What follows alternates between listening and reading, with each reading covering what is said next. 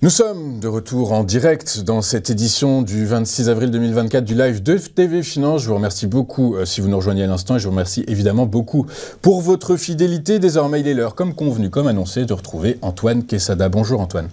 Bonjour Antoine. Merci d'être avec nous ce matin, comme tous les vendredis. Antoine, vous êtes trader, formateur et coach chez AQTS.fr. Avec nous pour commenter l'ouverture de la séance à Paris. Une séance qui a ouverte dans le vert, largement anticipée par les CAC futurs, sur fond de très bonnes publications d'Alphabet et de Microsoft hier en après-bourse. Résultat tiré par les deux fantastiques grâce à l'IA et le cloud. Résultat, l'ensemble quasiment des places boursières européennes en profitent ce matin. Est-ce que ça peut durer, Antoine, selon vous ? Eh bien, écoutez, ça pourrait durer. Cela dit, je sens une certaine prudence tout de même sur ce marché. Tant mieux si les phénomènes géopolitiques que nous avions évoqués vendredi dernier ne sont pas les sources d'inquiétude que l'on pouvait malheureusement craindre, mais on sent tout de même une certaine prudence. En clair, on navigue maintenant dans une zone qui est parfaitement définie. On le verra tout à l'heure là sur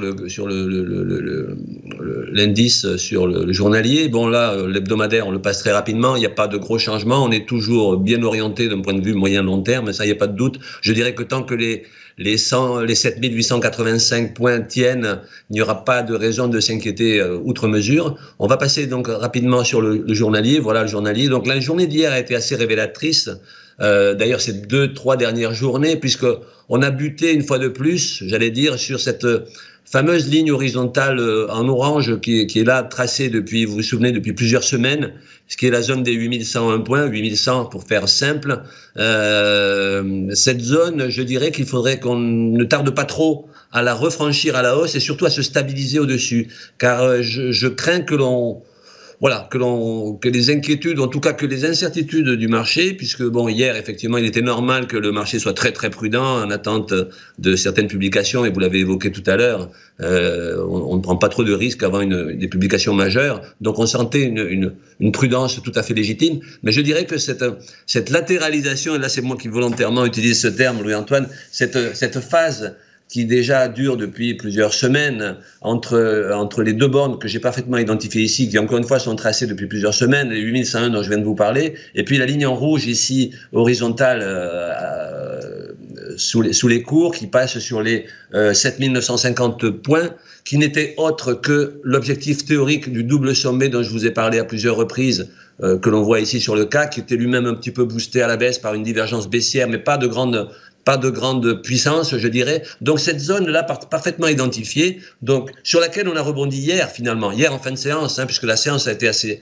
surprenante par cette baisse assez puissante, tout de même assez régulière, et ce rebond comme un soulagement en fin de séance, qui a permis donc au cours de revenir vers comme d'habitude, j'allais dire, vers les 23,6% de Fibonacci, puisque les 8023, hier on a clôturé à 8016, vous voyez toujours cette zone-là, donc comme je vous le disais, parfaitement identifiée, mais je dis que moi je sens une certaine faiblesse sur ce CAC 40 en fait. Je sens que cette latéralisation n'est rien d'autre que une forme d'impuissance à accéder, à repasser au-dessus de ces 8100 points qui pour moi sont la ligne de démarcation la plus puissante pour du court moyen terme, je dirais. Donc aujourd'hui, on a ouvert en hausse. Légère hausse, plus 60 et quelques, plus 0,60%. Là, cette hausse s'atténue un petit peu. On est à 8049 points exactement. On est à plus 0,39. Donc, je dirais, pour faire simple, puisque moi, je ne suis pas devin, simplement, j'ai identifié deux zones qui me paraissent majeures comme étant support et résistance. Et il faudrait, je pense, que le CAC, maintenant, dans les jours qui viennent, arrive. Est-ce qu'il y arrivera? Et c'est là où je me pose la question. Arrive à se stabiliser au-dessus des 8100. Si ça n'était pas le cas, je crains que la latéralisation ne nous entraîne plutôt vers une pente douce à la baisse. Encore une fois, c'est trop tôt pour le vérifier, puisque ça n'est pas avéré, mais c'est ce que je crains.